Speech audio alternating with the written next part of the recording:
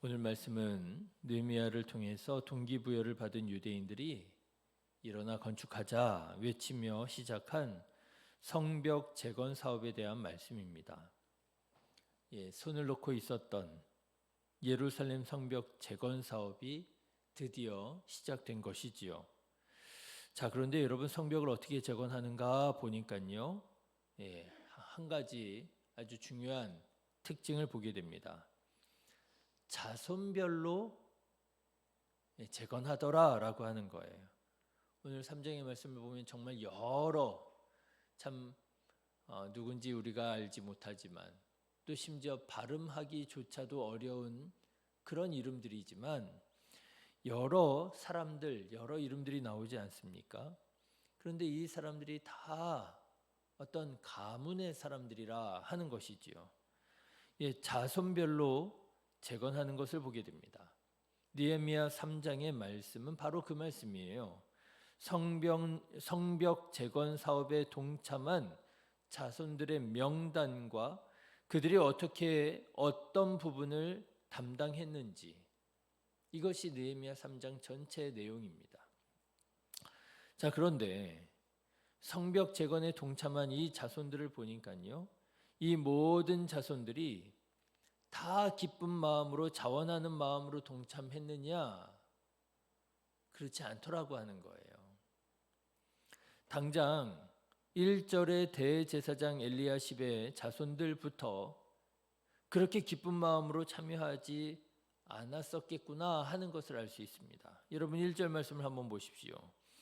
그때 대제사장 엘리야십이 그의 형제 제사장들과 함께 일어나 양문을 건축하여 성별하고 문짝을 달고 또 성벽을 건축하여 한메아 망대에서부터 하나넬 망대까지 성별하였다 그랬잖아요.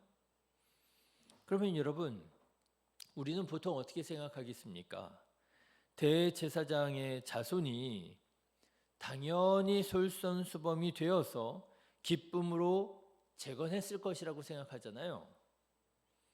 그런데 왜 기쁨으로 재건하고 기쁨으로 자원한 것이 아니라 어쩔 수 없이 성벽 재건 사업에 동참했다 그렇게 말을 하느냐?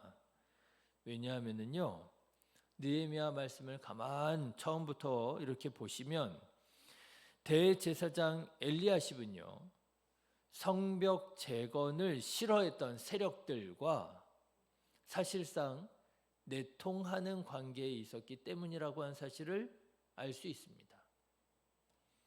여러분, 엘리야십은요, 스룹바벨과 함께 무너진 예루살렘에 귀환했던 대제사장 예수야의 손자였습니다. 그러니까 혈통으로 보면 그는 그야말로 대제사장 가문의 자손이었고요. 그러므로 우리가 당연히 기대하기는 대제사장이라면 당연히 성벽 재건 사업에 기쁨으로 자원하는 마음으로 참여했을 것이라고 그렇게 기대하게 되잖아요. 그런데 여러분, 느헤미야 13장 28절에 보면 다음과 같은 사실이 나옵니다. 이 엘리야십의 손자가 누구와 결혼하느냐? 예루살렘 재건을 방해하는 데 가장 앞장섰던 호론 사람 산발랏의 딸과 결혼했다 하는 사실이 나와요.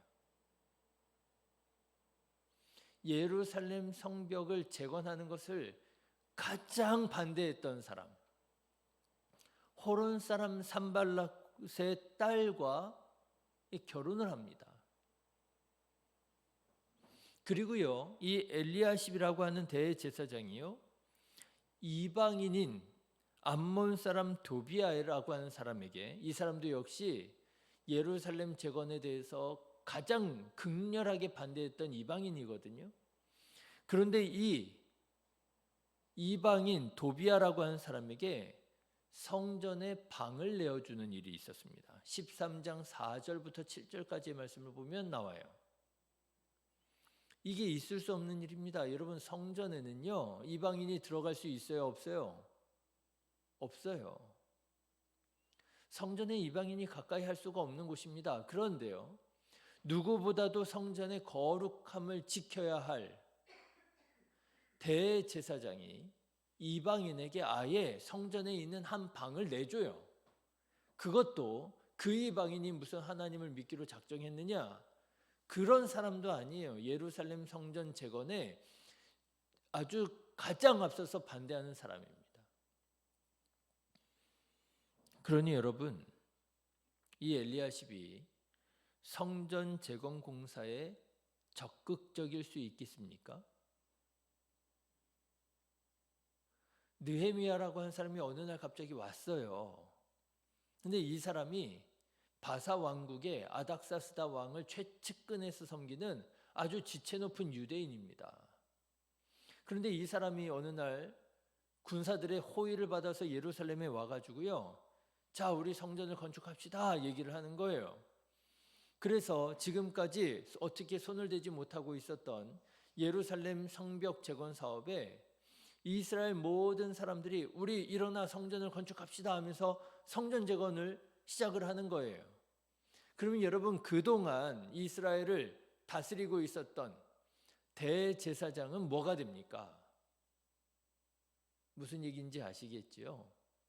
내가 지금까지 이스라엘을 다스리고 내가 지금까지 이스라엘을 인도하고 있었는데, 내가 그동안 지도자였는데 어느 날 갑자기 느헤미야라고 하는 사람이 낙하산처럼 떨어져 가지고요, 이 사람이 내가 손도 대지 못하고 있었던 것을 갑자기 막 적극적으로 추진하는 거예요.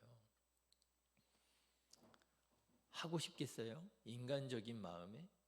더군다나 내가 지금 혈연적으로 관계적으로 예루살렘 재건에 아주 가장 선봉해서 반대하는 사람들과 사돈 관계를 맺고 있고요, 아주 친한 관계를 맺고 있는데 성전 재건 사업에 동참하고 싶겠습니까? 아마 엘리야십은 마음으로는 정말 하기 싫었을 거예요. 느헤미야도 꼴도 보기 싫고요, 아유, 낙하산이 와가지고 지금 예루살렘 형편 알지도 못하면서 이 어려운 가운데 성전이나 재건하자, 성벽이나 재건하자 그러고 꼴도 보기 싫었을 거예요. 그럼에도 불구하고 여러분, 1절 일어나 건축하자라고 하는 말을 하면서 성벽을 재건할 때에 이 엘리야십이라고 하는 사람이 그 다른 제사장들과 함께 일어나서 성벽 재건에 동참했더라라고 하는 거예요. 이상하죠? 왜 성벽 재건 사업에 동참했을까요? 싫었을 텐데. 아마도 백성들의 눈치가 보여서 그랬을 거라 하는 해석을 합니다. 예루살렘 성벽을 재건하는데 대제사장 가문이 아무 역할을 하지 않는다? 그러면 여러분, 대제사장이 백성들에게 어떻게 비춰지겠습니까? 위신이 있고 체면이 있지요. 그래서 마지못해 동참했을 것이라고 하는 거예요. 여러분, 어떤 일을 하실 때 그 일에 별 마음이 없이 소극적인 사람과 일해 보셨습니까? 일해 보신 적이 있으시지요? 예, 저는 참 그런 경우가 많아요. 교회에서 목회를 하다 보면 모든 성도님들이 다 기뻐하면서 하는 일이면 얼마나 좋겠어요. 그렇죠? 그런데 모든 성도님들이 다 좋아서 하는 일만 있는 게 아니라 때로는 성도님들이 다 이해하지 못한다 할지라도 해야만 하는 경우들이 있어요. 다 설명할 수도 없습니다. 왜 해야 되는지. 그럴 때에는요, 성도님들 표정이 얼굴에 딱 쓰여져 있어요. 나 하기 싫은데 이렇게 쫙 써져 있어요.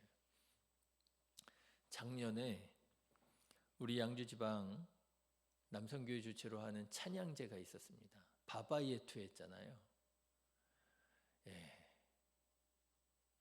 한글도 아닌, 영어도 아닌, 일본어도 아닌, 어디서 그런 언어가 있는 줄도 몰랐던 스와힐리어라고 하는 아프리카 언어로 우리가 찬양을 했잖아요. 이게 입에 붙지도 않아요. 쉽지 않았습니다. 근데 왜 그걸 꼭 해야 되는지, 그렇죠? 다 설명드릴 수도 없습니다. 그런데 그걸 해야만 되겠는 거예요. 거기에 제가 기도하고 기대하고 또 바라고 원했던 기도 제목이 있거든요. 그런데요, 얼굴에 딱 쓰여져 있어요. 난 하기 싫은데. 하기 싫어 하시는 분들과 함께 노래를 부르고요. 하기 어려워 하시는 분들과 함께 그 시간을 준비해 가는 게 결코 마음 편하지 않습니다. 웃으면서 제가 인도하고 발음 연습하고 같이 맞춰보자 하고 했지만 제 마음에는 참 큰 부담이 있었어요. 참 쉽지 않습니다. 때로는요, 이런 마음도 들 수 있어요. 원하지 않는 사람들과 함께 가다 보면 그 원하지 않는 사람들은 이런저런 이유를 들면서 자꾸 빠지려고 하고 자꾸 일이 안 되게 하려고 하잖아요. 예를 들자면 뭐 그런 거죠. 아이, 누가 이 찬양 골랐냐고 말이죠. 그렇죠? 누가 이 찬양 골랐냐고. 그러면은 그래도 목사님이 하자고 하는데 그래도 해야 되지 않을까 했던 분들 마음까지도 그러게 왜 누가 이걸 골랐냐고. 이걸 왜 해야 되냐고. 그런 말이 한두 마디만 나와도요, 그 분위기가 확 주저앉는단 말이죠. 그래도 다행히 감사히 우리 성도님들이 그 어려운 찬양을 군말 없이 잘 참여해 주셔서 제가 얼마나 감사했는지 모릅니다. 그런데 마음에 없는 사람들과 일을 하다 보면 그런 일들 너무 많잖아요. 누가 이런 걸 해가지고 나 안 한다고. 그러면은 그래도 해야지 했던 사람 마음까지도 같이 불편해지고 같이 싫어지고 그러다 보면 여러분 어떤 생각이 들겠습니까? 저러시려면 차라리 안 하는 게 좋겠다. 저런 말씀하실 거면 차라리 없는 게 낫겠다. 이런 생각이 든단 말이죠. 그것도 여러분 다른 사람도 아니에요. 누구예요? 대제사장이라고 한 사람이에요. 그런 사람이라면 의당 우리는 어떤 기대를 합니까? 그래도 대제사장님이라면 당연히 적극적으로 참여하겠지. 그런데 대제사장이라는 사람이요, 소극적이에요. 느헤미야가 무슨 말만 하면 앞에서 참 꼴불견이라는 식으로 똥 씹은 표정을 하고 앉아가지고 반대요. 그거는 이런 문제가 있습니다. 계속 초치는 얘기를 해보세요. 그러면은요, 다른 사람도 아닌 대제사장이 그렇게 소극적이라면 더더욱 실망감이 커지기 마련입니다. 제가 상상해 보건대 아마 느헤미야도 마음 참 힘들고 불편하지 않았을까. 그런데도요, 느헤미야는 엘리야십 제사장이 백성들 눈치 보면서 어쩔 수 없이 참여하는 그 성벽 재건 사업을 끝까지 다독여가면서 그 일을 묵묵히 해 나아가더라 하는 것입니다.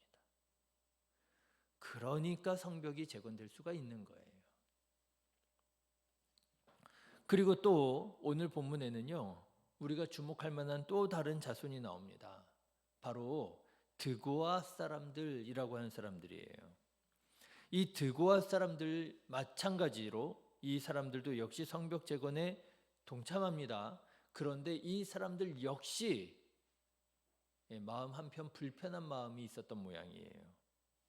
자, 5절 말씀 한번 보실까요? 5절 같이 읽겠습니다. 시작. 그 다음은 드고아 사람들이 중수하였으나 그 귀족들은 그들의 주인들의 공사를 분담하지 아니하였으며.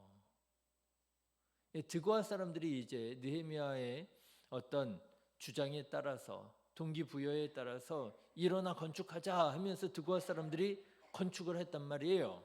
그런데 이 사람 마음들도 불편했을 거예요. 왜요? 드고아의 사람들은 와가지고 공사를 하는데 정작 그들의 리더들이 공사를 하지 않는 거예요. 귀족들이 참여하지 않는 거예요. 왜 그랬을까? 역시 이 부분도 해석이 좀 필요합니다. 아마도 드고아의 귀족들도 성전 재건을 방해하는 세력들, 특별히 아라비아 사람 게셈이라고 하는 사람과 아주 특별한 관계에 있었던 모양이에요. 여러분,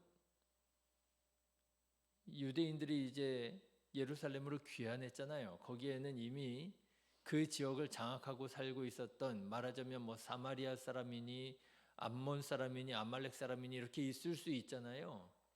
아무래도 그곳에서 살다 보니 그곳에 살고 있었던 이런 지역 주민들과 관계가 생길 수 있겠지요. 나름 친한 관계도 만들어질 수 있겠지요. 그런데 이 드고아의 귀족들이 누구랑 친해졌느냐?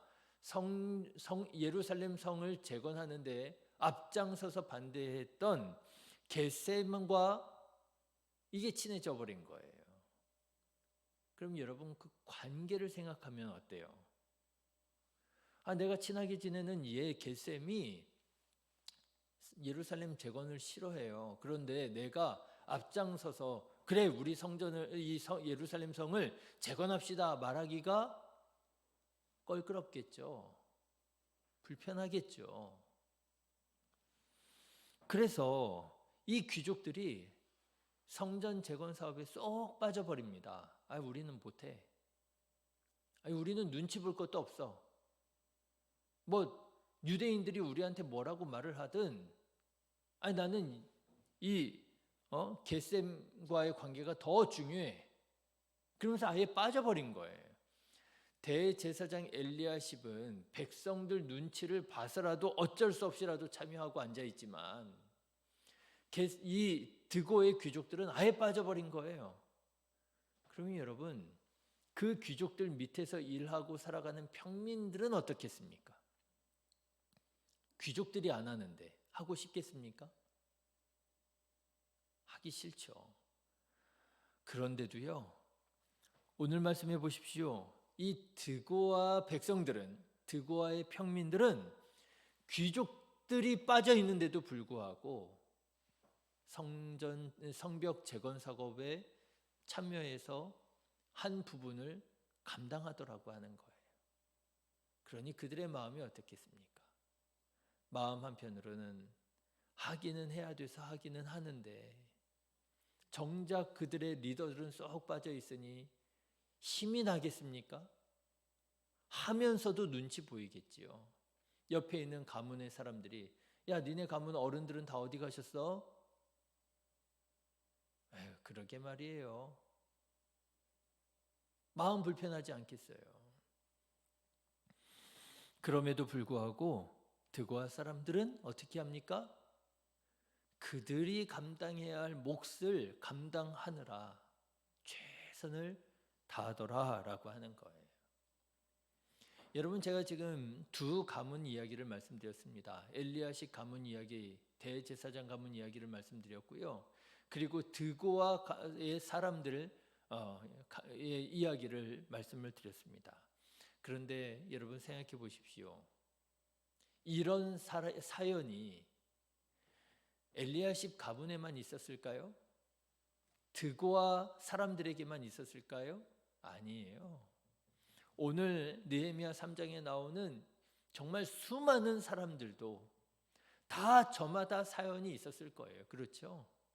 어떤 사람은 이런 사연, 어떤 사람은 또 저런 사연, 어떤 사람은 정말 힘써 마음껏 예루살렘 성 재건 사업에 참여할 수 있는 그런 사연도 있었을 것이고, 어떤 사람은 우리는 진짜 지금 너무 힘들어가지고 예루살렘 성 재건 사업 지금 생각할 여력조차 없는데 내 발등에 떨어진 불이 지금 더 큰데 하면서도 그래도 예루살렘 성 재건 사업에 동참은 해야지 하고 온 사람, 아마 우리가 다 알 수 없는 여러 사연들이 다 있었을 것이란 말이지요.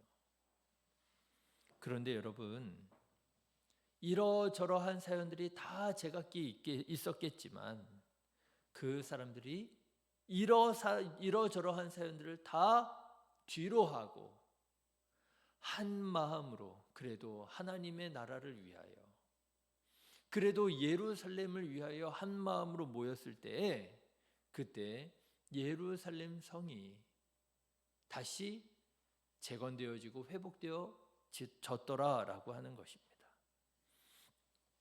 사랑하는 성도 여러분, 우리도 신앙생활하다 보면은요, 저마다 처해 있는 상황과 입장들이 다 다르고 다 있을 거예요. 어떤 사람은 조금 편한 상황인 것 같기도 하고요. 또 어떤 사람은 그 중에서도 또 조금 더 어려운 상황도 있는 것 같고요. 다 다를 거예요. 그러다 보니 판단이 다르고요, 생각이 다르고요, 감정이 다르고요. 그러다 보니 어떤 사람은 억지로 참여하고요, 어떤 사람은 그런 중에 눈치 보면서 그래도 내가 감당해야 할 일이라고 생각하고 참여하고요. 정말 10이면 10, 100이면 100, 다 다른 생각으로 이 자리에 있는 것일 것입니다. 그러나 그럼에도 불구하고 그들이 저마다의 사연을 다 뒤로 하고 먼저 그의 나라와 그의 의를 구하는 마음 품었을 때에 그때 성전이 지어지고요, 그때 성벽이 지어지고요, 그때 하나님의 나라가 다시 회복된 줄로 믿습니다. 사랑하는 성도 여러분, 이렇게 우리의 각자의 처해 있는 상황보다 먼저 하나님의 나라를 구할 줄 아는 저와 여러분 되시기를 주님의 이름으로 축원합니다. 오늘 말씀을 묵상하면서 문득 그런 생각이 들었어요. 예수님의 제자들도 그랬던 것이 아닌가, 그렇지 않습니까? 예수님이 제자들 12명을 딱 부르셨는데요, 그 12명이 다 달라요. 그렇죠? 다 달라요. 어떤 사람은 뭐 다혈질 사람, 어떤 사람은 또 뭐 아주 꼼꼼한 사람, 어떤 사람은 세리, 뭐 다 달라요. 예수님께서는 왜 그렇게 다른 사람들을 제자로 이렇게 부르셨을까? 아마 예수님 한 말씀 하시면 받아들이는 그 마음들은 또 다 달라지 않았을까 싶어요. 그런데 그렇게 다른 사람들을 통해서 예수님께서는 하나님의 나라 복음 운동을 전개해 나가셨고 주님의 교회를 세우셨더라라고 하는 것이죠. 예, 우리가 서로 다 다른 것이 때로는 불편하게 여겨질 수 있을지라도 여기에 하나님의 큰 뜻이 있음을 믿고 오히려 다른 점들을 통해서 우리가 서로를 도와주고 보완하면서 주님께서 원하시는 주님의 나라 아름답게 이루어갈 수 있기를 다시 한번 주님의 이름으로 축원합니다. 기도하겠습니다.